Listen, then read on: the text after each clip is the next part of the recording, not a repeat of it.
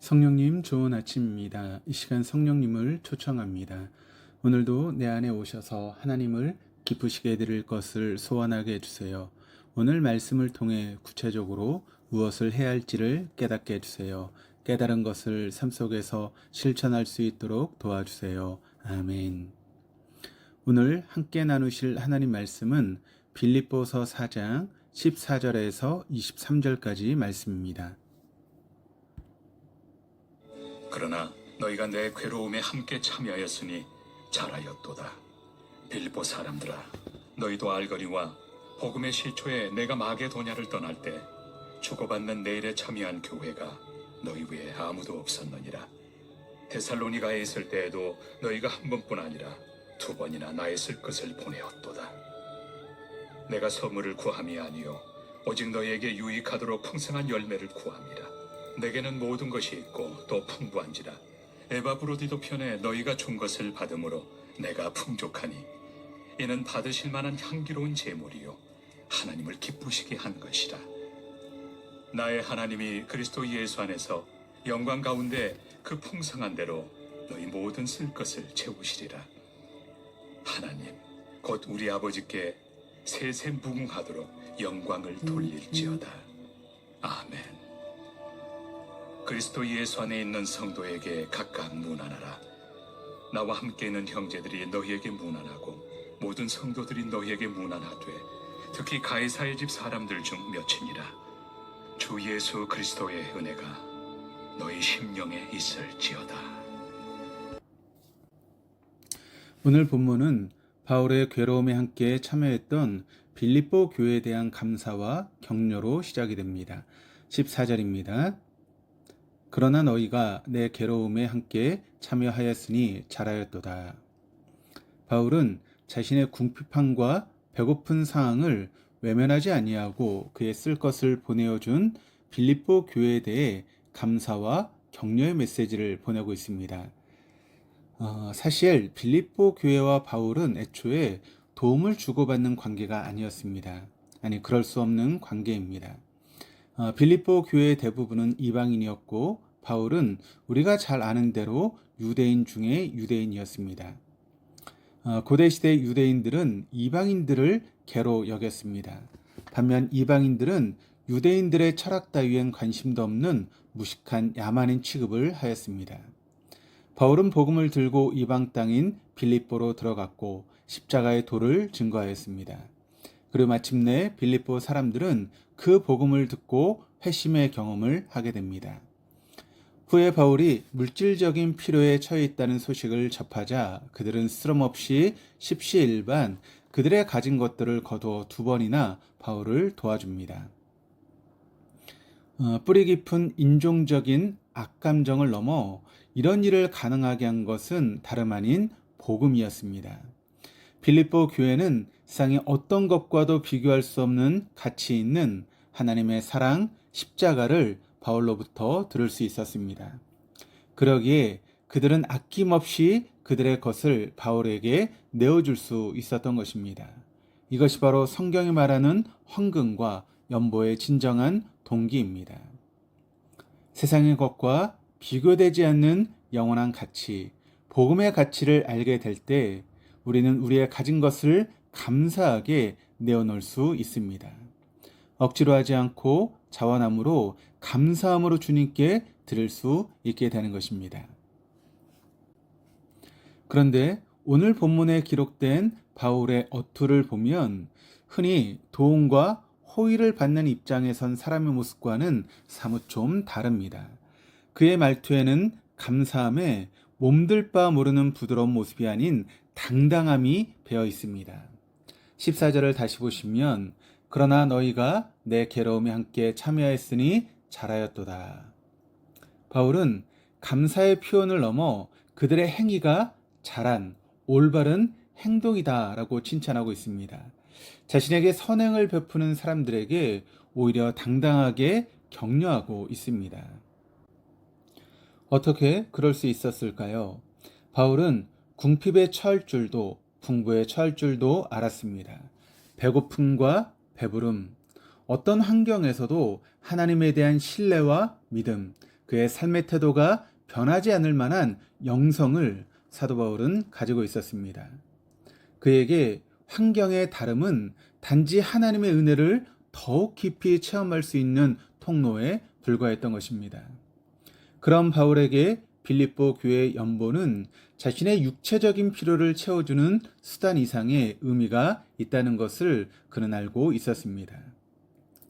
다시 말해서 연보의 행위가 빌립보 교회 교인들에게 오히려 큰 유익이 되고 있다라고 하는 것을 알고 있었던 것입니다. 그렇다면 빌립보 교회 연보가 그들에게 주는 유익은 무엇이었겠습니까? 17절 말씀입니다. 내가 선물을 구함이 아니요 오직 너에게 유익하도록 풍성한 열매를 구함이라. 좀 쉽게 표현하면 내가 너희들에게 연보를 받은 것은 나의 욕심을 채우기 위함이 아니라 너희의 은행 계좌의 저축을 더 많이 하게끔 도와주는 행위라고 말하고 있는 것입니다. 바울은 같은 취지의 내용을 디모데후서 6장에서 이렇게 기록합니다. 디모데전서 6장 18절 19절입니다. 선을 행하고 선한 사업을 많이 하고 나눠주기를 좋아하며 너그런 자가 되게 하라. 이것이 장래에 자기를 위하여 좋은 터를 쌓아 참된 생명을 취하는 것이니라. 선한 사업과 나눔의 일은 장래에 자기를 위하여 좋은 터를 쌓는 일이라고 바울은 말합니다. 우리는 그리스도 예수의 날을 기다리는 자들입니다. 그날은 분명히 있을 것이고 그날에 하나님은 우리의 공적에 따라 상급을 주실 것입니다. 우리가 이 사실을 믿는다면 연보와 나눔은 우리가 해야 될 충분한 가치 있는 일이 아니겠습니까? 그렇습니다. 연보와 나눔은 곧 우리의 미래를 위한 투자입니다. 그런가 하면 연보에 또 다른 유익이 있습니다. 18절 말씀입니다. 내게는 모든 것이 있고 또 풍부한지라 에바브로디도 편에 너희가 준 것을 받음으로 내가 풍족하니 이는 받으실 만한 향기로운 제물이요 하나님을 기쁘시게 한 것이라. 바울은 자신에게 베푼 호의가 곧 하나님을 기쁘시게 하는 향기로운 제물이라고 말합니다. 어려움에 처한 이웃을 구제하며 복음을 위해 사용되어진 헌금은 단지 이웃을 살리고 복음을 전파한 일에서 그치지 않고 그것이 곧 하나님의 기쁨이 된다라고 하는 사실입니다. 마태복음 25장의 마지막 심판의 때에 임금이 자신 앞에 선 의인에게 말합니다. 내가 줄일 때에 너희가 먹을 것을 주었고 목마를 때에 마시게 하였고 나그네 되었을 때에 영접하였고 헐벗었을 때에 옷을 입혔고 병들었을 때에 돌아보았고 옥에 갇혔을 때에 와서 보았느니라. 이 이야기에 대해 의인이 의아해하며 묻습니다. 주여, 어느 때 제가 주의 줄이신 것을 보고 공개하였으며 목마르신 것을 보고 마시게 하였습니까? 이때 임금이 이렇게 말합니다. 너희가 여기 내 형제 중에 지극히 작은 자 하나에게 한 것이 곧 내게 한 것이니라. 하나님께서는 어려운 이웃을 도운 것이 곧 나를 도운 것이라고 말합니다. 만약 살아계신 하나님이 오늘 지금 우리에게 오셔서 도움을 요청하신다면 그 요청을 뿌리칠 사람은 아무도 없을 것입니다. 그런데 하나님의 말씀은 지금 우리 주위에 있는 어려운 이웃에게 하는 일이 곧 하나님 당신에게 하는 것이다 라고 말합니다. 어려움에 처한 바울의 처지를 간과하지 않고 아낌없이 자신의 것을 공유했던 빌립보 교회의 호의를 하나님은 기뻐하셨습니다. 향기로운 제물로 받으셨습니다. 호의를 베푸는 자에게 허락된 유익은 여기서 그치지 않습니다. 중요한 한 가지가 더 있습니다. 19절입니다. 나의 하나님이 그리스도 예수 안에서 영광 가운데 그 풍성한 대로 너희 모두 쓸 것을 채우시리라. 빌립보 교회가 부유해서 바울을 도와준 것이 아닙니다.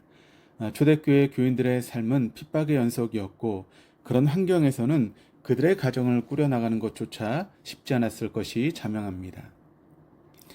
그들의 상황을 누구보다 잘 알고 있었을 바울은 하나님의 약속의 말씀으로 위로합니다.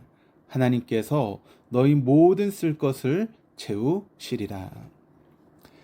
그들의 사정과 형편을 아시는 하나님께서 필요에 따라 채워주실 것이라는 약속의 말씀입니다.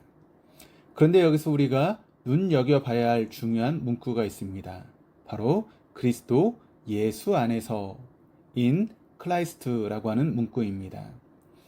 이런 하나님의 채워주심의 통로는 바로 오직 예수 그리스도입니다. 이 약속은 오직 그리스도 안에 있는 자들에게 주시는 하나님의 채워주심입니다. 불의한 자나 의로운 자에게 하나님은 동일한 태양을 허락하십니다. 동일하게 비를 내려주십니다. 그래서 그 결과물을 누리고 살 수 있게 하셨습니다. 우리는 이것을 하나님의 일반 은혜라고 합니다. 하지만 오늘 본문의 약속은 예수 그리스도 안에서 하나님과 교제가 회복된 하나님의 자녀들에게만 주시는 특별한 선물입니다. 바울의 고백처럼 나의 하나님이라고 고백할 수 있는 자에게만 주시는 약속입니다. 나의 하나님의 의미가 어떤 것인지를 알아 나의 나라, 나의 의를 구하는 것이 아니라 주님의 나라와 주님의 의를 먼저 구하는 자에게 주시는 하나님의 특별한 선물입니다. 나의 하나님이 그리스도 예수 안에서 영광 가운데 그 풍성한 대로 너희 모두 쓸 것을 채우시리라. 연보의 동기가 나의 유익을 얻어내기 위한 것이 되어서는 안 된다라고 하는 것입니다. 만약 이러한 유익과 채워짐을 얻은 것만이 연보의 동기가 된다면 그것은 기복주의입니다. 내가 이만큼 드릴 테니 더 큰 것으로 채워주세요라고 때를 쓰는 것밖에 되지 않습니다. 앞에서도 언급한 것처럼 빌립보 교회 연보의 동기는 복음이었습니다. 세상의 그 어떤 것과 비교할 수 없이 값진 십자가를 경험했기에 그들은 자원하여 바울을 도울 수 있었습니다. 하나님께서 우리에게 하나밖에 없는 외아들 예수 그리스도를 십자가에 내어주셨다면, 그리고 그 사랑을 우리가 경험했다면 우리도 우리의 최선의 것들로 이웃을 섬겨야 하지 않겠습니까? 우리의 최고의 것으로 하나님을 기쁘시게 하는 제물을 드려야 하지 않겠습니까? 우리가 이러한 삶을 살아간다면 우리는 우리의 인생을 책임져 주시고 필요에 따라 공급해 주시는 주님의 귀한 은혜를 누리게 될 줄 믿습니다. 이런 은혜를 누리고 살아갈 수 있는 저와 여러분, 우리 모두가 되어줄 수 있기를 주님의 이름으로 축원합니다. 기도하시겠습니다. 사랑의 하나님, 우리에게 하나님과 이웃을 섬길 수 있는 물질과 여건을 허락해 주셔서 감사합니다. 주님의 은혜의 복음을 경험하였기에 우리도 빌립보 교회과 같이 아낌없이 우리의 것을 내어 드립니다. 이 드림의 삶을 하나님이 얼마나 기뻐하시는지를 알게 하시고, 또한 드림 후에 오는 주님의 채워주심의 은혜를 경험하며 살아계신 하나님을 찬송할 수 있는 귀한 인생 되어줄 수 있도록 인도하여 주시옵소서. 감사드리며 예수 그리스도 이름으로 기도드립니다. 아멘.